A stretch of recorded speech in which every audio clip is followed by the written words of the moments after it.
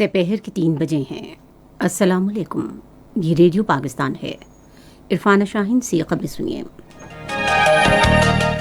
اہم خبروں کا خلاصہ۔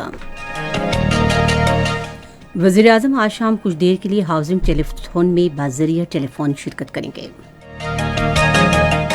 ملک بھر میں گزشتہ 24 گھنٹوں کے دوران کورونا وائرس سے مزید 57 افراد جاں بحق ہوئے۔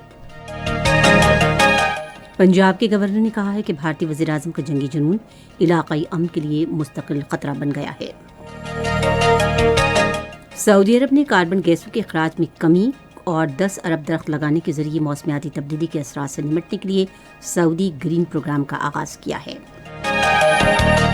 12 ممالک کے دفاعی سربراہان اور اقوام متحدہ نے میانمار میں فوج کی طرف سے 90 سے زائد مظاہرین کے قتل عام کی شدید مذمت کی ہے۔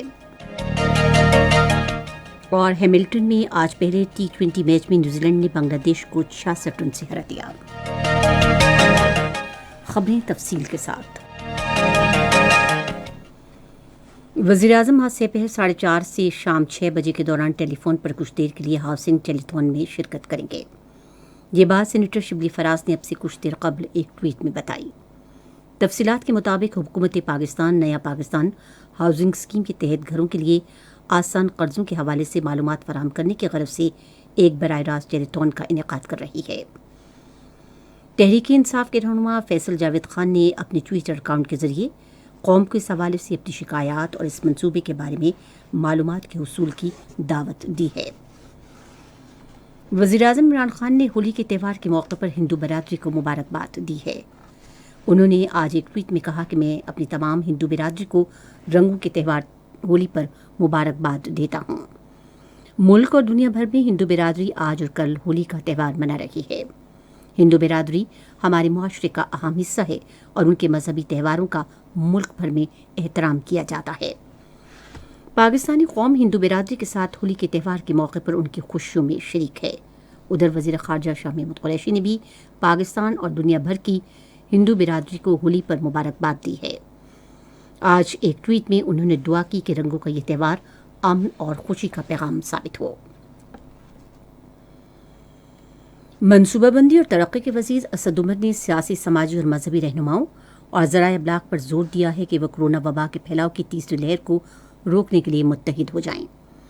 اسلام آباد میں national command and operation centre کے اجلاس کی صدارت کے بعد ایک نیوز کانفرنس سے خطاب کرتے ہوئے انہوں نے کہا کہ قوم کی حیثیت سے وقت کا تقاضا ہے کہ ہم اس وبا کے پھیلاؤ سے ذرائع معاش اور روزگار کے مواقع کو پہنچنے والے نقصان سے پہلے اس کی روک تھام کریں۔ اسد عمر نے کہا کہ ہمیں مزید پابندیوں سے گریز اور لوگوں کے روزگار کو محفوظ رکھنے کے لیے ضروری اقدامات کرتے ہوئے ایک بار پھر کورونا کا مقابلہ کرنا ہے۔ ملک بھر میں گزشتہ 24 گھنٹوں کے دوران کورونا وائرس سے مزید 57 افراد جاں بحق اور 4767 افراد میں وائرس کی تشخیص ہوئی ہے۔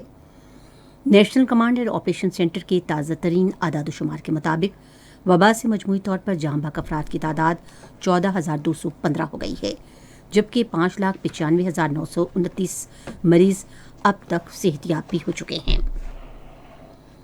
رائل سعودی ایئر فورس کا ایک دستہ 2 ہفتے جاری رہنے والی کثیر ملکی فضائی مشق ایس میٹ 2021 میں شرکت کے لیے پاک فضائیہ کے آپریشنل ایئر بیس پر پہنچ گیا ہے۔ پاک فضائیہ کے ترجمان کے مطابق یہ دستہ مشق میں پاک فضائیہ کے ہمراہ حصہ لے گا، جبکہ بحرین، مصر اور ان کے فضائی دستوں کو مصر کو مبصر کے طور پر شرکت کی دعوت دی گئی ہے۔ ان مشق کا مقصد ایک دوسرے کے تجربات سے استفادہ کرنا اور شریک ممالک کی فضائی افواج کے درمیان تربیتی سہولیات کے اشتراک کے ذریعے مل کر کام کرنے کی صلاحیت میں اضافہ کرنا ہے۔ صدر ڈاکٹر عارف علوی نے قومی اسمبلی کا اجلاس کل سپہر 4 بجے طلب کیا ہے۔ آزاد جموں کشمیر میں 5 روزہ انسدادی پولیو مہم کل سے شروع ہوگی۔ مہم کے دوران 5 سال سے کم عمر کے 6 لاکھ سے زائد بچوں کو پولیو سے بچاؤ کے قطرے پلائے جائیں گے۔ آزاد جموں کشمیر کے محکمہ صحت کے مطابق طبی عملے کی 2000 موبائل ٹیمیں تشکیل دی گئی ہیں، جبکہ انسدادی پولیو مہم کو کامیاب بنانے کے لیے 397 مستقل اور 124 راہداری مقامات قائم کیے گئے ہیں۔ یہ خبریں آپ ریڈیو پاکستان سے سن رہے ہیں۔ پنجاب کے گورنر چودھری محمد سرور نے کہا ہے کہ بھارت کا جنگی جنون علاقائی امن کے لیے ایک مسلسل خطرے کا باعث ہے۔ انہوں نے ایک ٹویٹ میں بھارتی وزیر اعظم نریندر مودی کو مقبوضہ کشمیر کے نہتے اور بے گناہ لوگوں کا قاتل قرار دیا۔ انہوں نے کہا کہ بنگلہ دیش کے عوام بھی مظاہروں میں نریندر مودی کا اصل چہرہ بے نقاب کر رہے ہیں۔ گورنر نے امت مسلمہ پر زور دیا کہ وہ بھارت اور اس کے غیر قانونی زیر قبضہ جموں کشمیر میں مظلوم مسلمانوں کی حالت زار پر آواز اٹھائے۔ بنگلہ دیش میں بھارتی وزیر اعظم نریندر مودی کے دورے کے موقع پر احتجاجی مظاہروں میں مظاہرین کی ہلاکتوں کے خلاف آج ملک گیر ہڑتال ہے۔ مقامی پولیس کے مطابق بھارامان پارا میں مظاہرین پر پولیس کی فائرنگ سے 5 افراد ہلاک اور کئی زخمی ہو گئے تھے۔ اس سے قبل جمعے کے روز 4 افراد اس وقت ہلاک ہوئے جب چٹاگنگ ٹاؤن میں ایک تھانے پر حملے کے بعد پولیس نے مظاہرین پر گولی چلا دی۔ بھارت کے غیر قانونی زیر قبضہ جموں کشمیر میں بھارتی فوج نے ضلع شوپیاں میں ریاستی دہشت گردی کی تازہ کارروائی میں 2 نوجوانوں کو شہید کر دیا۔ نوجوانوں کو ضلع کے علاقے وانگام میں محاصرے اور تلاشی کی کارروائی کے دوران شہید کیا گیا۔ بھارتی پولیس فوج اور سینٹرل ریزرو پولیس فورس نے گزشتہ شام کو کارروائی کا آغاز کیا تھا۔ علاقے میں 2 بھارتی فوجی بھی ہلاک ہوئے جبکہ 2 افراد زخمی ہو گئے۔ 12 ممالک کے دفاعی سربراہان نے میانمار میں ایک دن قبل قتل کیے گئے قتل عام کی مشترکہ مذمت کی ہے۔ سیکیورٹی فورسز نے گزشتہ روز فوجی بغاوت کے خلاف مظاہرین پر فائرنگ کر کے متعدد بچوں سمیت کم سے کم 90 افراد کو ہلاک کر دیا تھا۔ امریکہ، برطانیہ، جاپان اور آسٹریلیا سمیت 12 ممالک کے وزرائے دفاع نے ایک مشترکہ بیان میں نہتے شہریوں پر طاقت کی وحشیانہ استعمال کی سخت مذمت کی۔ ادھر اقوام متحدہ کے سیکرٹری جنرل آنٹونیو گوتریس نے بھی گزشتہ روز میانمار میں فوج کے ہاتھوں بچوں اور نوجوانوں سمیت بے شمار افراد کے قتل کی شدید الفاظ میں مذمت کی ہے۔ San Francisco, Los Angeles, Chicago, Detroit اور پورٹلینڈ کے علاوہ بڑے شہر جارجیا سمیت امریکہ کے تقریباً 60 شہروں میں مظاہرین نے ایشیائی باشندوں کے خلاف تشدد کے خاتمے کا مطالبہ کیا ہے۔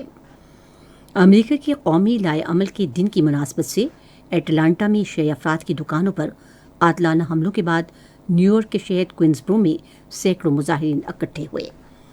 منتظمین اور مقررین نے ایشیائی افراد کے خلاف جذبات میں اضافے کو سیاسی حربہ قرار دیا جسے چین کے لیے ایک خطرے کے طور پر دیکھا جا سکتا ہے۔ سعودی عرب نے آئندہ دہائیوں میں کاربن کے اخراج میں کمی اور 10 ارب درخت لگانے کے ذریعے ماحولیاتی تبدیلی کے مسئلے سے نمٹنے کے لیے ایک ملک گیر مہم شروع کی ہے۔ سعودی ولی عہد شہزادہ محمد بن سلمان نے کہا کہ سعودی گرین پروگرام کا مقصد سال 2030 تک قابل ترجیح ذرائع سے اپنی ضروریات کی 50% توانائی پیدا کر کے زہریلی گیسوں کے اخراج کو کم کرنا ہے۔ ایس پی اے خبر رساں ادارے کے ایک بیان کے مطابق سعودی عرب مشرق وسطیٰ سبز اقدام پر دیگر عرب ممالک کے ساتھ کام کرنے کی منصوبہ بندی کر رہا ہے تاکہ دنیا کے سب سے بڑے جنگلات کی بحالی کے پروگرام کے تحت مزید 40 ارب درخت لگائے جا سکیں۔ موزمبیق کے شمالی صوبے کومبو ڈیڈالاگو کے علاقے پالما میں شدت پسندوں کی جانب سے قبضے کے نتیجے میں غیر ملکی مینت کش سمیت کم سے کم 7 افراد ہلاک ہو گئے۔ سیکیورٹی ذرائع کے مطابق شدت پسندوں نے حملے میں غیر ملکی گیس ورکر سمیت تقریباً 200 افراد کو ایک ہوٹل خالی کرنے پر زبردستی مجبور کیا جہاں انہوں نے پناہ لے رکھی تھی۔ مقامی ذرائع ابلاغ کے مطابق حالیہ پرتشدد واقعات میں جنوبی افریقہ کے ایک باشندے سمیت کم سے کم 7 کارکن ہلاک ہو گئے۔ ہیملٹن میں نیوزی لینڈ نے بنگلہ دیش کو پہلے T20 میچ میں 66 رن سے ہرا دیا۔ ٹاس جیتنے کے بعد نیوزی لینڈ نے پہلے بیٹنگ کرتے ہوئے 210 رنز بنائے۔ جواب میں بنگلہ دیش کی ٹیم مقررہ 20 اوورز میں 8 وکٹوں کے نقصان پر صرف 144 رنز بنا سکی۔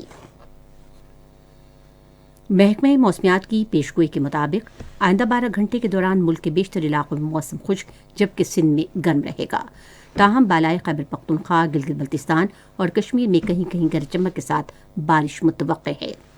آج ریکارڈ کیا گیا بعض بڑے شہروں کا درجہ حرارت کچھ اس طرح سے رہا کہ Islamabad 31 degree centigrade, Lahore 33، Karachi 35، Peshawar 30، Quetta 29، Gilgit 21، Muzaffarabad 28 degree centi grade اور مری 20۔